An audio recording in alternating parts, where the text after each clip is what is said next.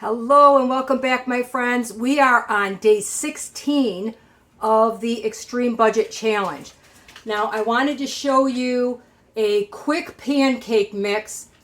I'm going to put the actual ingredients down below because I'm going to switch it up just a little bit for my personal taste, and I want to use up some of that sourdough starter in here. But I'll tell you the actual measurements and then I'll show you what I'm going to do. So I wanted to start with the flour. Now, I purchased self-rising flour here, and a lot of people maybe make the mistake of not correctly measuring their flour, and that's why you might get a tough bread, or you're like, well, there's supposed to be X amount of servings, and why aren't I getting that? If you take your cup and scoop it and just kind of shake it off, you're probably getting more flour than you need for your recipe, to be honest. So what you should do, at least this is the way I was told, is make sure your flour, now I just poured this in here so it's a little fluffy, but it can condense down. Make sure it is kind of mixed up a little bit, and then you scoop with a separate utensil into your cup. If you do a lot of baking, you probably make a mess like I always do. You probably actually want to, if you're really into cakes or something like that, you want to actually weigh your flour out. So right now I'm just simply trying to level this off. I'm going to scoop it and then I'm going to pour it. So there is a much more accurate way of measuring your flour out, okay? I just wanted you guys to see that because I think it's important. So for this recipe here, we're going to, because I'm using some of the starter mix, I'll explain that separate here. You're going to need about a cup of milk. In here I have a half because I'm going to use the starter.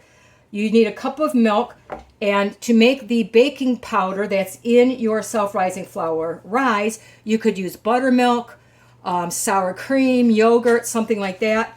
But if you don't have that, just add about a teaspoon or so of vinegar. And you see I do some things I don't measure out, okay? So I'm getting my milk ready, and I let that milk sit for a couple of minutes. To my mix, I'm going to add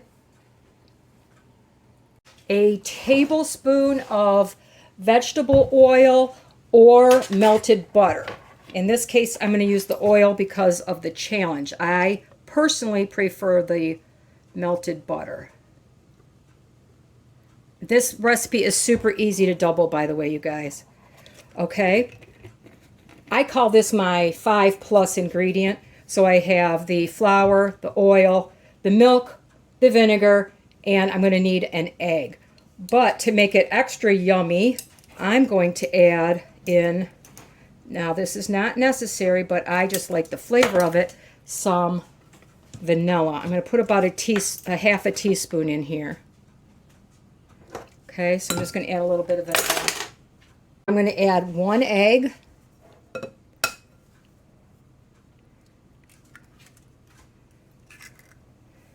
And I'm going to add some of my sourdough starter. Now, technically, I did not need the vinegar because of the sourdough starter, but I just wanted you to see how to make the milk. Now, I'm not measuring this, so I may need more or less of the milk. Just want to use up part of my starter here. Looks like I need to change my jar out here. I'm going to start by mixing that together first, a whisk or something like that, because again, with the starter in there, I don't know how much milk I'm going to need. Usually it's a cup, but the starter has some flour and some water in it, so I'm going to go with, I can always add more flour, right? I think I'm going to need it anyway. I think I'm going to need more milk. Well, you want to mix it so it's combined, but not overly mixed, because you don't want to get any of that gluten going. A few lumps is okay, as long as they're incorporated well.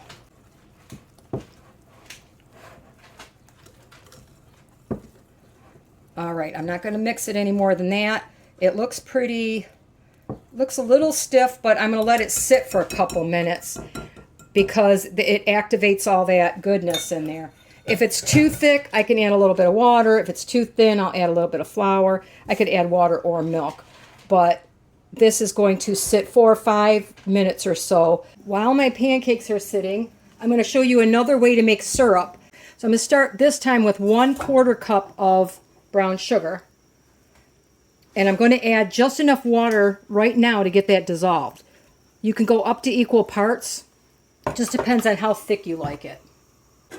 And I'm going to melt this so that the brown sugar incorporates into that water. And just let that thicken up a little bit. Then it, you know, as it cools, remember it gets thicker.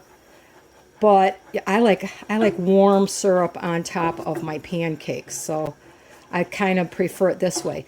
Anyway, that's pretty much it. I'm going to let this simmer for a little bit and get ready to make my pancakes next. All right, time to get on with the pancakes. I just lightly stir this together just to get this, you know, make sure there's no clumps on the bottom. But you could see it's kind of gotten puffy and lighter. So I'm preheating my pan over there. And I'm just going to take about 1/4 cup of my pancake batter and put it in my pan.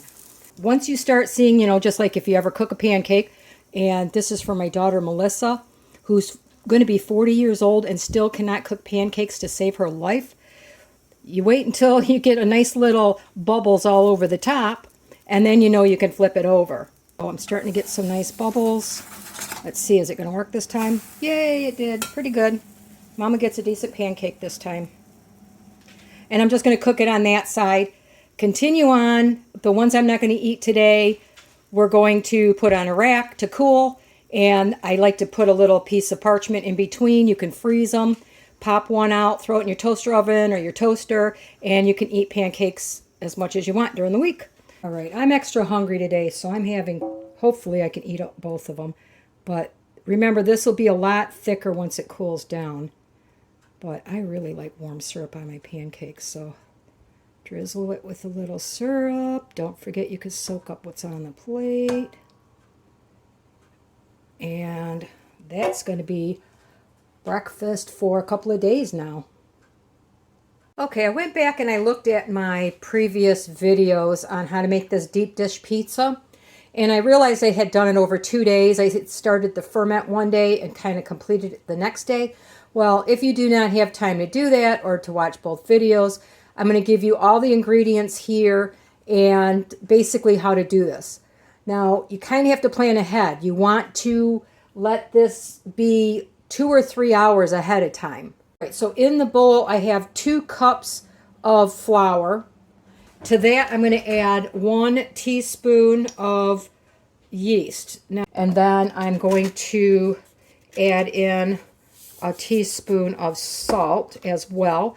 I'm just going to stir that up real quick. And then you're going to start adding in some water. Now you want water, think about like bath water, okay? You want it warm, but not too hot. You know, think of the bath water you would put your baby in. Then you're just going to, now I have a cup here. I might not use the whole cup, so I'm going to add most of my water, a good 3/4 of a cup. I'm going to start mixing this together. Then just bring this together. You'll know whether it's too sticky or too firm once you get it kind of brought together. You just want to knead it together in the pan, in the bowl here, to incorporate all that flour. And you could see I'm having issues getting the flour up. But I want to make sure it's in here as much as possible before I start adding more water. You want it a little bit looser than that. So now I'm going to drizzle in just a bit. You can see I'm just adding a little at a time. I'm going to wet this dough and knead it just a little bit more. And incorporate that liquid. And it's okay if you have too much liquid, because you're going to let this sit for a while and it will, like this now is kind of gross, it will come together and the flour will start absorbing that liquid a lot better. So that's incorporated pretty well. It's very sticky at this point, but I guarantee you it's not going to stay this sticky. once that flour starts hydrating really well. The only thing I'm going to do now is cover this, keep it in a warm place. Let my dough sit for about an hour, and you can see it looks kind of weird, and that's because of the way I had it mixed up. So I just want to check the consistency a little bit. I'm going to put a little oil on my hand because it's going to be really sticky. And I'm just going to kind of bring it together. The consistency feels pretty good. It looks better. It's sticky. See, it incorporated a lot of that flour. It's a bit sticky, but believe me, it's not too sticky. So I'm going to let this go for just a little bit longer. Instead of in this bowl, what I'm going to do is I'm going to put some oil in my cast iron skillet, and I'm going to transfer it there to do the next bit of rising. Not sure how well you can tell, but I have this very, very well oiled. I actually put about 3 tablespoons, and I smeared it around with the paper towel and oiled the sides up really well, and then left the extras on the bottom.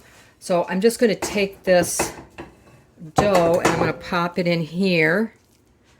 And I'm going to flatten it down just a bit. So I just gently pressed it out, not quite to the edges because it's going to rise.